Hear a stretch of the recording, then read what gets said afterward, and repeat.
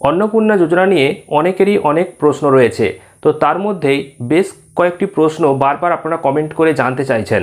1 নম্বর, আপনি অনেক দিন আগেই অনলাইনে অথবা অফলাইনে আবেদন করেছেন কিন্তু টাকা পাননি, কবে টাকা পাবেন? অনলাইনে আবেদন করলে আপনি কবে টাকা পাবেন, এছাড়াও অফলাইনে আবেদন করলে কবে টাকা পাবেন, সেই বিষয়ে জানাবো। পাশাপাশি যারা অফলাইনে আবেদন করেছে তাদেরকে কি আবার নতুন করে অনলাইনে আবেদন করতে হবে, নইলে কি টাকা ব্যাংক অ্যাকাউন্টে আসবে না, তো এটাও জানাবো। পাশাপাশি প্রচুর ফর্ম বাতিল হয়ে যাচ্ছে, কেন বাতিল হচ্ছে?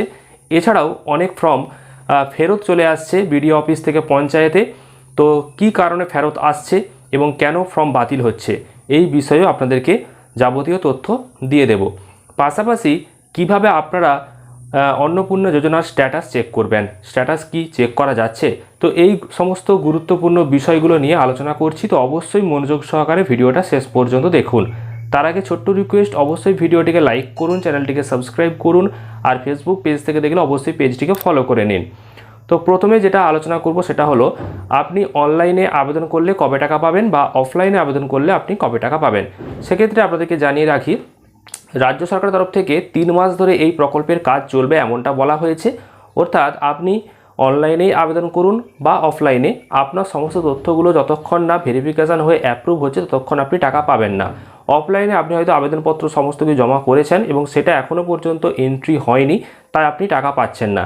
একই রকম অনলাইনে আপনি আবেদন করে ফেলেছেন, এবার আপনার জেলার যে সার্ভার, সেই সার্ভারেতে আপনার সমস্ত তথ্যগুলো জমা রয়েছে।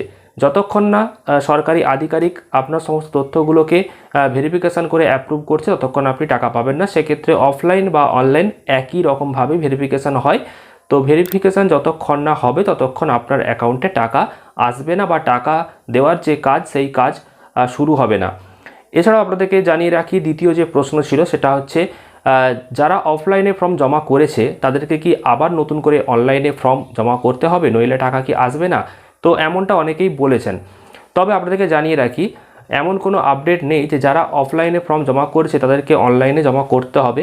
তবে হ্যাঁ, বেশ কিছু ব্লকে বা বেশ কিছু পৌরসভা বা পঞ্চায়েত থেকে এমনটা বলা হয়েছে যে যারা অফলাইনে জমা করেছেন তারা অবশ্যই অনলাইনে আবেদন করুন, কারণ কবে এই ফর্মগুলো এন্ট্রি হবে কেউ জানে না, বা আদৌ এন্ট্রি হবে কিনা সেটা বলা যাচ্ছে না। তো সেই কারণে অনেকেই অনলাইনে নতুন করে আবেদন করছে।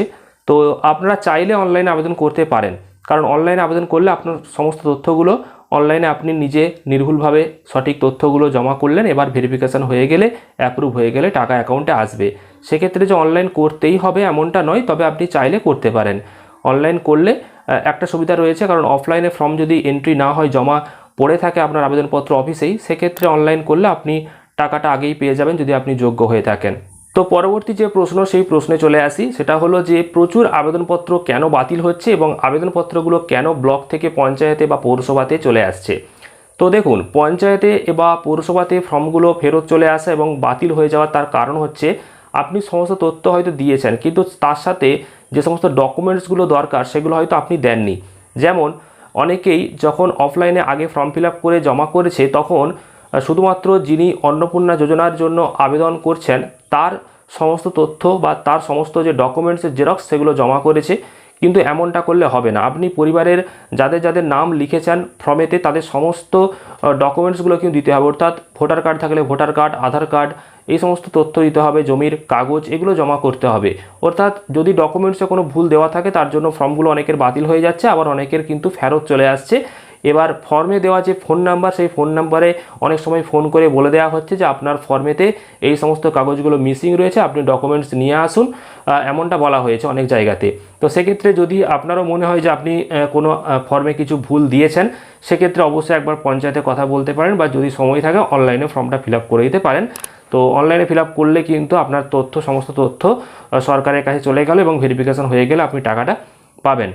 এবার সবথেকে গুরুত্বপূর্ণ যে বিষয়টা সেটা হচ্ছে, আপনি যে আবেদন করলেন তার স্ট্যাটাস কি আপনি চেক করতে পারবেন? আপনি টাকা পাবেন কিনা বা কবে টাকা পাবেন সেটা কি বুঝতে পারবেন?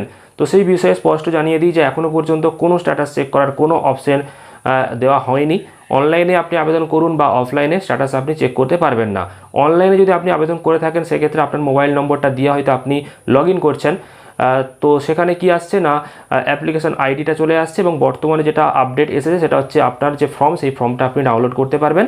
তো সেটুকুই এসেছে, কোনো স্ট্যাটাস চেক করার কোনো অপশন এখনও পর্যন্ত নেই যে আপনার ফর্মটা সাবমিট হলো কি না বা ভেরিফিকেশন হলো কি না, সেটা আপনি বুঝতে পারবেন না। হয়তো ভবিষ্যতে এমন কোনো আপডেট আসতে পারে, তবে আপাতত কোনো আপডেট নেই। তো আপনাদের যে সমস্ত প্রশ্নগুলো ছিল সেগুলোকে অনেকটাই সলভ করার চেষ্টা করলাম। এর বাইরেও যদি কোনো প্রশ্ন থাকে অবশ্যই আপনারা কমেন্টে সেটা জানিয়ে দেবেন, আপনাদের জন্য আলাদা করে ভিডিও বানিয়ে দেবো। আর পেজটিকে ফলো করুন গুরুত্বপূর্ণ খবরগুলো সবার আগে প্রতিদিন পাওয়ার জন্য, আর ভিডিওটি প্রচুর পরিমাণে শেয়ার করুন।